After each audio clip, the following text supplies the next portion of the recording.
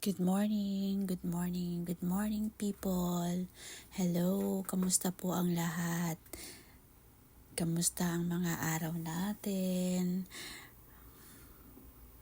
Ngayon pupunta po kami sa may golf club uli, kung saan ipapakita ko po ulit sa inyo ang napakagandang view na masisilayan nyo po uli. Medyo mataas lang kasi nasa taas nga po kami.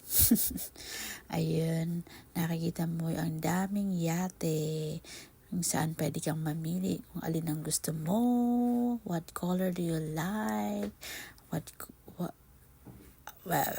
ano ang gusto mong sakyan. Charot lang yun. Ayun, napakaganda niya talaga. Kung gusto mong magmuni-muni, eto, pwede kang umupo dito. Kaya lang, alam mo na, private. Medyo hindi basta-basta makakapunta kung hindi ka membership. Ayun ang kagandahan ng mga rich people, di ba? Kamusta naman? Tapos madidinig mo pa yung mga nagaslas ng hangin, tunog ng awit ng ibon. Nakakawala ng stress, nakakawala ng problema. Totoo.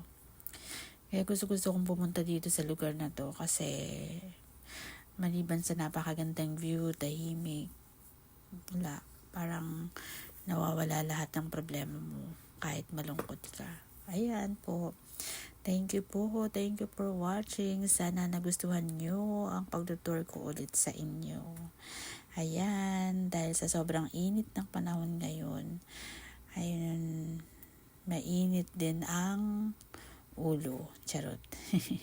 Oo, minsan kasi, naku po, hindi mo maiiwasan yung mga situation na hindi ka ma-stress, hindi ka ma-inis.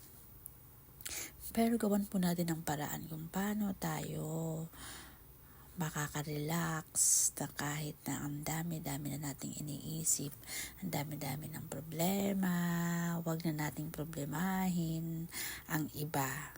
Ganon. Thank you po. Thank you. Ayan, nakapunta na kami dun sa island na yan. Ayan, nagyate kami before. Ayan, naligo. Gusto mong umupo dito sa bato na to para magmuni-muni, okay lang. Masarap magdala ka ng malamig na tubig. Ayan, pwede kang mahiga sa damuhan na to eh.